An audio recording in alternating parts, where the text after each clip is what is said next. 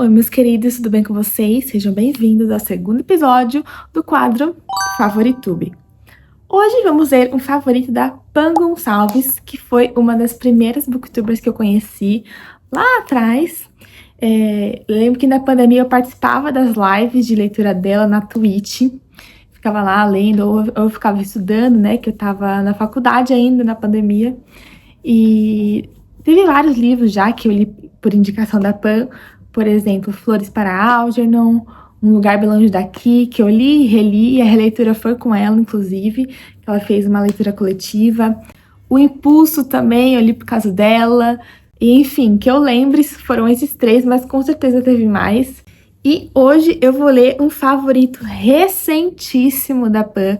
O último livro que ela favoritou, assim, até onde eu sei que eu tô gravando esse vídeo. E já vou começar a gravar esse vídeo porque eu vou começar a ler A Correspondente, da Virginia Evans. Eu estou muito curiosa. Esse aqui é um romance epistolar, ou seja, composto por cartas. Na verdade, gente, o episódio da Pan ia ser Herdeiras do Mar. Mas aí ela postou um vídeo chorando, soluçando, depois de ter terminado esse livro aqui. E o último vídeo que ela postou sobre os lançamentos de agosto, ela escreveu que ela leu A Correspondente, que deu 5 estrelas e favoritou. Então, esse aqui já entrou para a lista dos favoritos da Pan, por isso que está nesse quadro de Favoritube. Eu já peguei o meu post-it aqui para marcar, claro que combinando, né, com a capa. Esse aqui tem uma folhinha aqui que pode tirar. Aqui tá escrito o fenômeno literário do ano. Será, gente?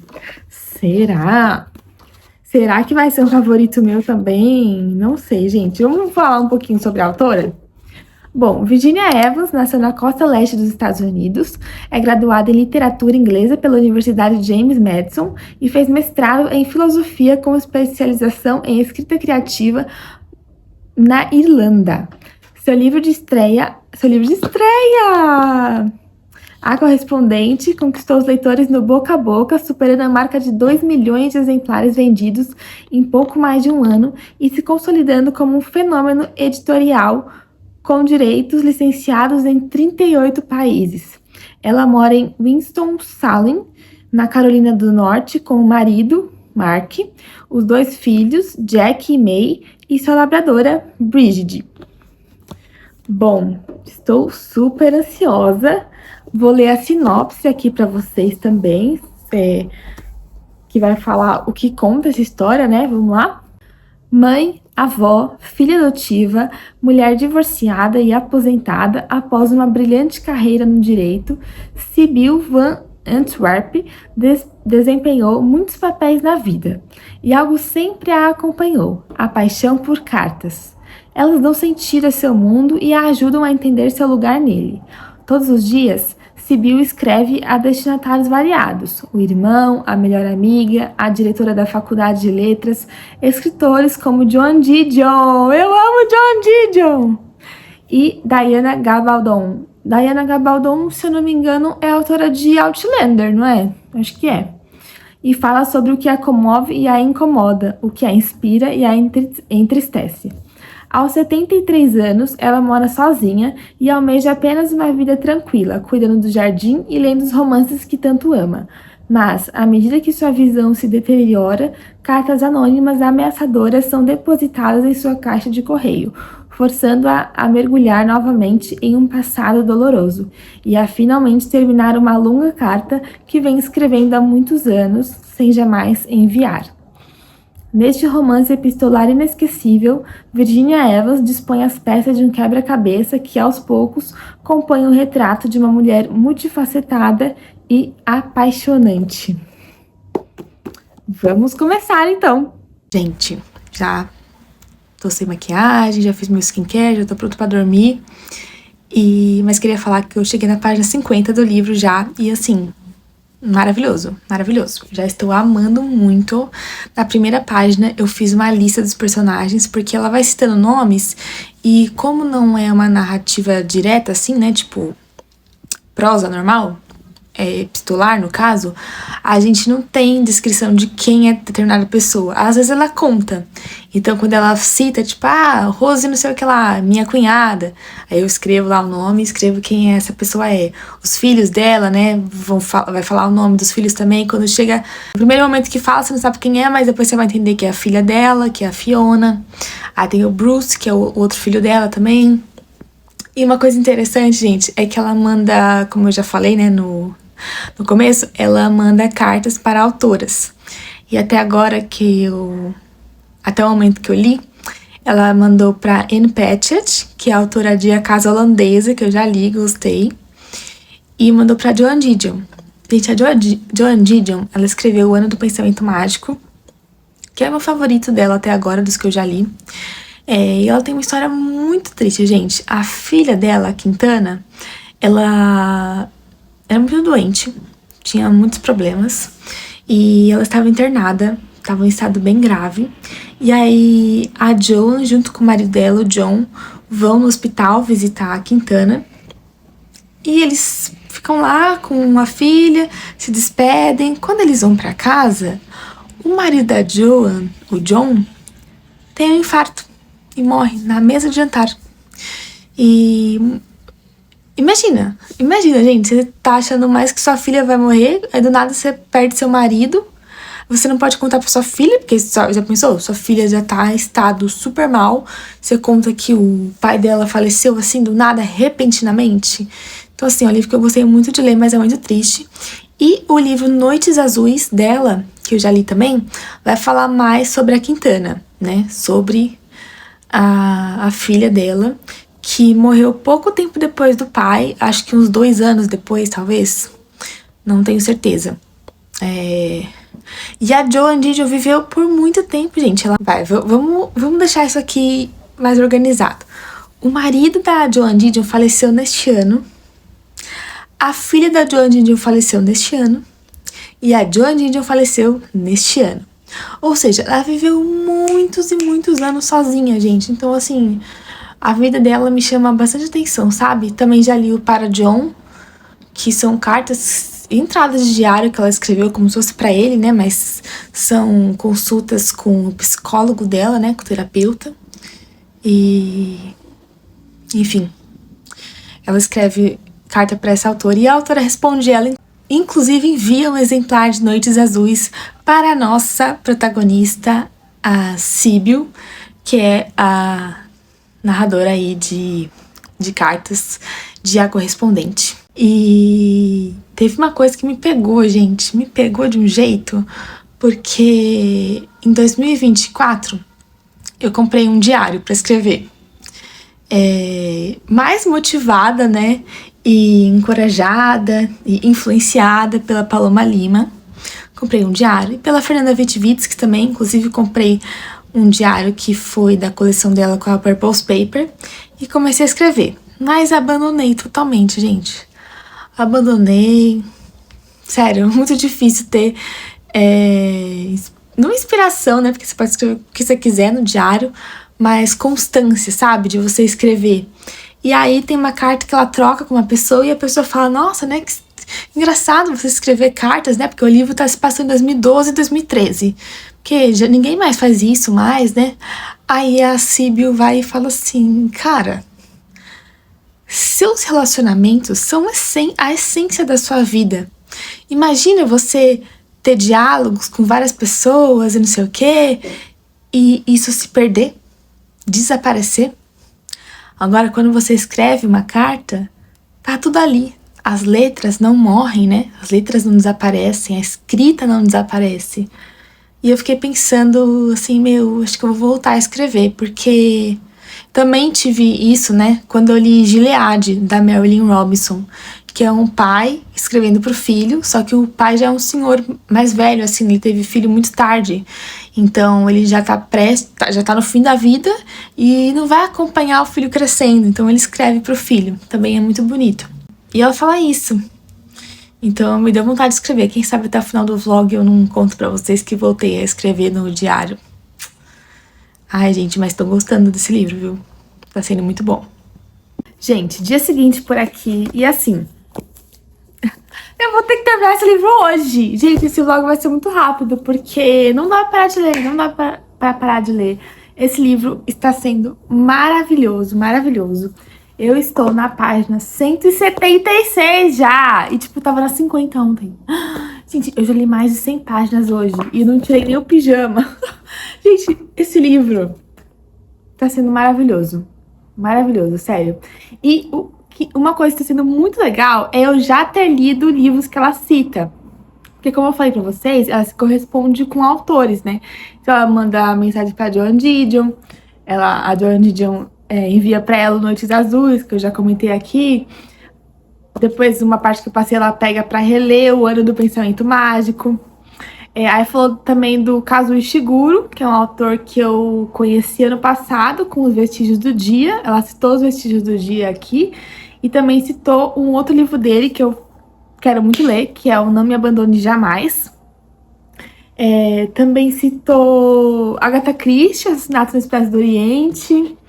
E o interessante é que todos os livros citados estão sublinhados. Então dá pra achar facilmente, né? Tem uns outros livros aqui que foram citados que eu não conheço, mas dei uma pesquisada, parece ser interessante, sim. E, gente, tô amando esse livro. É muito rápido de ler porque é um romance epistolar, né? Então são só cartas. Então tem páginas assim, ó, bem curtinhas, né? Com pouca escrita. Então é super rápido de ler, mas, gente, já tô com medo aqui de sofrer, porque... Ai, gente, como, assim, eu li a sinopse pra vocês, né, que fala que ela foi adotada, né? Ela foi adotada com 14 meses e agora, já com 70 e poucos anos, ela tá tentando... Ela não sabe se quer muito isso, né? Mas no final ela fica meio assim, fala, ai, será que eu quero? Será que eu não quero? Ir atrás da família dela. E, gente, tá sendo muito bom, mas tá sendo muito triste também, porque ela tem... A parte que eu tô já tá com 77 anos já. O livro começou em 2012, 2012, e na parte que eu tô já estamos no ano de 2017. Eu não sei até onde o livro vai, vou dar uma olhada, vou dar uma espiada sem olhar muito, só ver a data. 2022! Gente, 2022! Então vai ter a pandemia, talvez, não sei. Não sei. Talvez essas cartas no final nem sejam dela. Talvez ela já tenha morrido. Ai, gente, não sei. Mas eu tô amando muito. E eu acho que vai ser um favorito meu também. Ai, sério, eu tô muito animada mesmo. E... Tá, eu vou voltar a falar com vocês quando eu estiver na página 220, tá bom? Eu tô agora na 170. Então, daqui 50 páginas eu conto mais um pouquinho, porque daqui 50 páginas vai faltar mais 50 páginas só. E, assim, já tô amando muito. E eu acho que é um ótimo livro pra dar de presente pras pessoas, gente, sério. É um ótimo livro pra presentear pessoas, porque é um livro fluido, fácil de ler, rápido de ler também, por ser um romance epistolar, e muito sensível. Tem um certo humor também, a Síbil, ela é muito engraçadinha, tem umas tiradas muito boas. E, ai, gente, tá sendo muito bom, sério. Daqui a pouco eu volto aqui pra atualizar vocês. Página 220. E agora realmente faltam 50 páginas. Gente, eu queria que esse livro tivesse 500, pra falar a verdade. Mas... infelizmente tem metade disso, praticamente metade disso. E não sei se vai ser 5 estrelas, não sei. Porque falta tão pouco que não sei o que vai acontecer agora. Parece que tem muita coisa a se resolver ainda na vida dela, sabe? Falta muito pouco, muitas poucas páginas. Não sei. Vou continuar e volto pra falar com vocês quando eu terminar o livro. Bom, gente, finalizei a correspondente e temos algumas coisas para conversar. Bom, primeiramente, já vou falando logo de cara minha nota. Minha nota foi 4 estrelas. Até a metade desse livro eu achei que seria um livro 5 estrelas, mas acabou que pra mim faltou um pouquinho. falta um pouquinho de cartas. Eu acho que poderia ser um livro que tivesse umas 400 páginas para se aprofundar melhor em alguns assuntos. Por exemplo, o relacionamento da Fiona e da Síbil, claro que deu para entender, mas eu acho que tinha que ter um pouco mais de cartas, inclusive uma resposta da Fiona para a última carta da Síbil, eu acho que poderia ter. Além disso, para mim também faltou uma carta da Rosalie, que é a concunhada da Síbil, depois da última, não foi a última, mas daquela carta grande que a Síbil escreveu para Rosalie, eu acho que tinha que ter a resposta dela.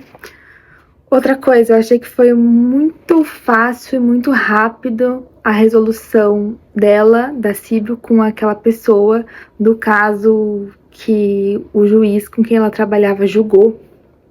Acho que foi muito rápido, muito fácil essa resolução.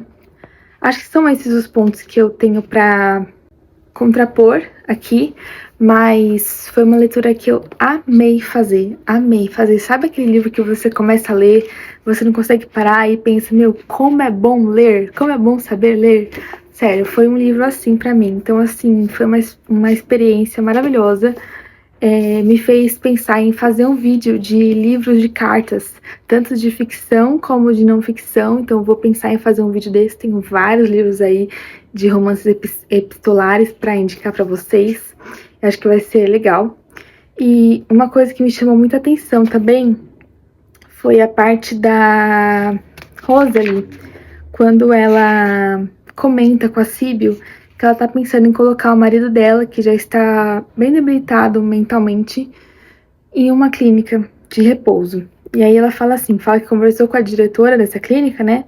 Aí fala, ela ficou surpresa de não ter buscado essa solução antes, mas todo mundo fica. Se eu olhasse de fora, aposto que diria o mesmo. Ponha seu marido numa casa de repouso, mas para quem vive, a situação é diferente. É muito estranho agora que estamos aqui, eu e Lars, agora que somos nós dois, com todas as lembranças que temos. De fora, aposto que ele parece um coitado descerebrado, mas é o meu parceiro. Levá-lo para uma casa de repouso é como me render, como abrir mão de tudo isso. Aí eu pensei, né, gente? Naquele livro do Meu Pai Indica, eu coloquei uns vídeos aqui dos meus avós. E eu lembro que o dia que meu pai decidiu trazer eles para minha casa, com certeza algumas pessoas pensaram, e talvez eu até mesmo tenha pensado, nossa, mas vai ser muito difícil pra gente cuidar do meu avô e da minha avó aqui, não seria melhor eles ficarem numa clínica e tal? Mas são os pais do meu pai, é o pai e a mãe dele, as pessoas que trouxeram ele ao mundo, sabe? E agora que elas estão indefesas, né? Vulneráveis, porque a velhice traz essa vulnerabilidade, né? A pessoa acaba ficando com a mente, muitas vezes, atrapalhada. Às vezes, até mesmo a gente, né, esquece direto de falar alguma coisa, esquece de fazer alguma coisa em casa que estava pensando em fazer. Esses dias mesmo, o Arthur me ligou e falou assim, Bê, coloca a picanha, tira a picanha do freezer, por favor, pra descongelar. Eu, tá bom. Gente, eu não fiz na hora, eu esqueci totalmente. Então, se a gente com 20 e poucos anos esquece, quanto mais os idosos lá com seus 70, 80 anos, né? Então, no caso da minha família, o meu avô tinha a cabeça muito boa, excelente mesmo, mas o corpo que não acompanhava. E minha avó já estava com Alzheimer, né? Então, eles foram lá pra minha casa, ficaram cerca de... Meu avô ficou 1 ano e meio, e logo depois faleceu, e minha avó chegou a ficar 2 anos e pouquinho com a gente. E foi muito bom estar cuidando deles de pertinho, mas não vou falar que não foi desafiador, porque foi sim. A primeira semana, principalmente, eu tinha que acordar muito cedo para ir pra faculdade, minha irmã também, e minha avó acordava no meio da madrugada falando que ia fazer arroz. Coitada, gente, a cabeça dela não tava funcionando, né? Era do Alzheimer, ela não esquecia da gente, mas ela às vezes ficava muito confusa, principalmente quando ela saía de casa. Quando ela saía de casa e ia para o hospital ou ia para algum outro lugar, ela voltava totalmente confusa, achando que ela tinha ido para a praia, achando que ela tinha ido viajar. Era uma confusão. A gente brincava, dava risada com ela, mas pensar, gente, como deve ser para uma pessoa ir perdendo as lembranças dela, né? Esse livro não trata a fundo o Alzheimer, né? Mas ele cita e faz a gente pensar nessa vulnerabilidade dos idosos. Tem uma parte aqui que a Síbio fala que tem isso que tá acontecendo, mas eu não queria incomodar meu filho, sabe? Tipo, poxa, eu não quero ser um peso para essas pessoas. E aqui ainda tem uma questão de culpa na maternidade. Uma questão da Síbio. Não vou contar para vocês, porque a gente descobre ao longo do livro, mas é uma história muito triste mesmo. E acho que isso fez as pessoas se emocionarem e chorarem, né? Eu sou muito difícil de chorar com livros, gente. Sério, muito difícil. Com filmes eu até choro um pouco mais, mas com livros, eu só chorei com 2 livros em toda a minha vida. Mas não chorei porque eu sou muito difícil mesmo de chorar, tá? Eu sou meio coração duro pra chorar com livros. Mas essa parte da velhice, tanto da Rosalie, né, com o Lars, quanto da Síbio, eu vou contar uma coisa pra vocês. Se vocês não quiserem ouvir nenhum spoiler, pode pular o vídeo e parar por aqui. Mas logo no começo a gente tem uma carta já dela com o oftalmologista dela. E a gente descobre que ela vai parar de enxergar. E eu pensei nisso, gente. Como deve ser difícil para uma pessoa que gosta de ler e uma pessoa que gosta de escrever, como a Síbio, né, que viveu a vida inteira dela escrevendo cartas e mais cartas para as pessoas, para os autores, parar de enxergar. Gente, deve ser, sabe, você ficar cego. Claro que a gente não acompanha a cegueira já da Síbio, né, mas acompanha essa evolução dessa doença em que ela vai um dia parar de enxergar, né. E ela tem um amigo muito legal, o vizinho dela, que acaba ajudando ela nesse final da vida, em que ela tá parando de enxergar, ele começa a ler as cartas em voz alta para ela dita para ele as cartas para aliviar, mas como deve ser difícil perder essa independência, né? Por isso que a gente fala hoje em dia, né? Vai, faz a sua academia, faz seus exercícios. Isso é um alerta até para mim, tá? Porque eu tô muito preguiçosa com isso, em relação a isso, tô bem negligente com relação à minha saúde e eu não tô indo na academia e eu sei que é uma coisa que eu devo fazer e é você fazer isso pelas pessoas que você ama, porque senão vai sobrar pra elas cuidarem de você. E gente, nossa, sério, era tão difícil para meus avós porque eles não fizeram nenhum exercício físico, né? Essa geração de academia está vindo de agora, né? Mais recentemente. Antigamente não tinha isso. Hoje, cada esquina tem uma academia. Mas antes não. Então, meus avós, no final da vida, estavam muito debilitados. Teve um dia que minha avó foi entrar no carro, não conseguia entrar no carro. Ela estava acima do peso, né? Mas, mesmo assim, era difícil para ela. Enfim, essa vulnerabilidade da velhice me chama muita atenção. E me lembrou também desse livro aqui, ó. Tá bem aqui. Um Homem Chamado Ove. Também, né, trata um pouco da velhice. Tenho aqui uns outros livros que tratam sobre isso. Esse aqui também, Criaturas Extraordinariamente Brilhantes. Aqui tem uma senhorinha que ela mesma quer meio que deixar a casa dela e ir para uma casa de repouso. Por que ela vai fazer da vida? Como que ela vai se cuidar sozinha em casa? Então, assim, gente, esse é um tema muito caro para mim. Gostei muito de ler esse livro. Recomendo sim para vocês. Não é um livro perfeito, tá? Uma outra coisa aqui, eu acho que não senti necessidade de ter, mas algumas outras coisas eu acho que faltaram, né? Então, enquanto algumas para mim não tinha necessidade de ter algumas coisas, outras foram um pouco aprofundadas, né? Mas essa troca de cartas, inclusive com várias pessoas, traz um dinamismo à história, né? Traz uma dinâmica muito gostosa de ler.